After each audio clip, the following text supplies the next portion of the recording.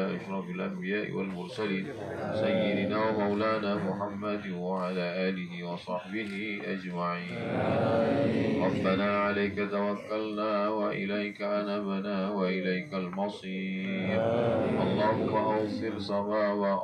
أوصل ثواب ما قرأناه من سورة ياسين وسورة الفاتحة وسورة الإخلاص والمعوذتين وما كبرناه وما سبحناه وما حللناه إلى المرحوم سيدي الشيخ محمد العطاس وأصوله وفروعه. اللهم اغفر لهم وارحمهم وعافهم واعف عنهم وأكرم نزلهم ووسع مدخلهم واغسلهم بالماء والثلج والبرد ونقهم من الخطايا كما ينقى الثوب الأبيض من الدنس وأبدلهم دارا خيرا من دارهم وأهلا خيرا من أهلهم وقهم من فتنة القبر وعذاب النار.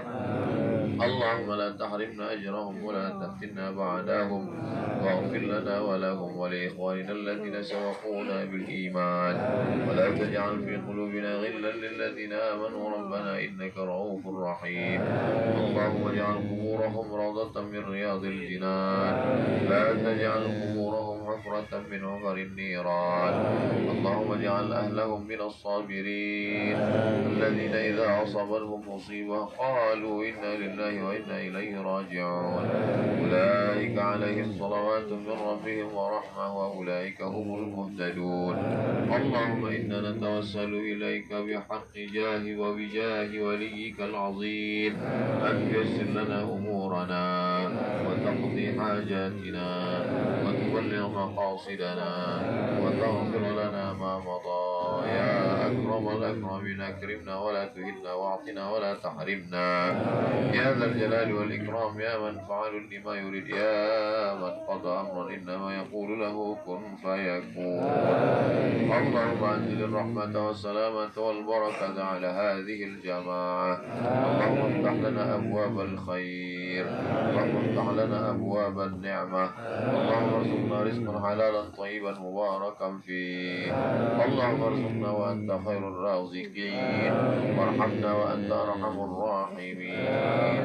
اللهم إنا نعوذ بك من الهم والحزن والعجز والكسل والجبن والبخل ودلع الدين وغلبة الرجال. اللهم اجعل معنا مع الحبيب المصطفى في جنتك العلا. صلى الله على سيدنا مولانا محمد وعلى آله وصحبه وسلم والحمد لله رب العالمين. تقبل الله منكم.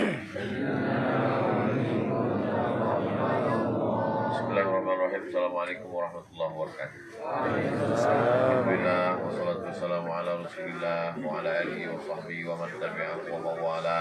Pada kesempatan ini ada 3 hal yang ingin saya sampaikan. Pertama, kedatangan saya untuk berziarah ke makam Sayyidi Al-Habib Muhammad Al-Attas. Karena ketika dulu saya diundang, beliau langsung datang menjumpai ke Banda Aceh. Dengan keterbatasan dengan usia beliau yang lanjut usia, saya merasa berhutang, saya mesti datang. Maka pada kesempatan kajian dari Lok Semawe ke Langsa, maka saya sempatkan untuk berziarah ke makam beliau. Yang kedua, ternyata informasi kedatangan ziarah jamaah banyak datang. Saya harap supaya ikut protokol kesehatan supaya tak jadi fitnah. Mudah-mudahan pertemuan kita malam ini termasuk pertemuan yang mengingatkan kita kepada kematian. Karena berziarah ke makam beliau mengingatkan kita bagaimana hidup beliau, umurnya panjang, amalnya soleh, orangnya tawadhu, dan beliau meninggalkan sesuatu yang bermanfaat sampai hari kiamat, yaitu membangun masjid. Beliau keturunan Nabi Muhammad SAW, senetes darah Nabi di badannya, orangnya karomah luar biasa.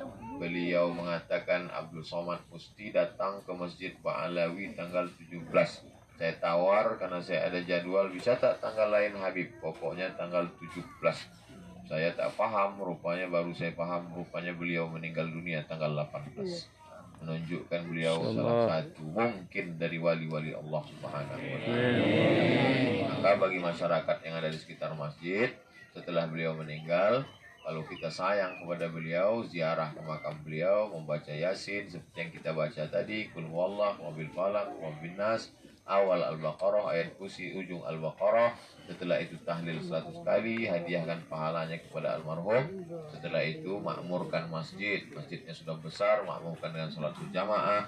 Dari maghrib ke isya ada mengaji Al-Quran, hidupkan dengan pengajian fikih, pengajian hadis, pengajian tafsir. Yang ketiga, yang terakhir, kita saling mendoakan. Kita tak bisa tabligh akbar karena keadaan COVID, maka kita tetap saling mendoakan. Mudah-mudahan kita senantiasa istiqomah iman dan Islam. Amin ya Allah. Banyak-banyak minta maaf atas segala kekurangan. Mohon ampun kepada Allah. Minta maaf kepada Habib Muhammad Al-Attas dan seluruh keluarga beserta jamaah. Mudah-mudahan Allah mengampuni dosa-dosa kita semua. Amin ya Allah. Mohon maaf atas segala kekhilafan. Terima kasih atas segala perhatian. Wassalamualaikum warahmatullahi wabarakatuh. Waalaikumsalam.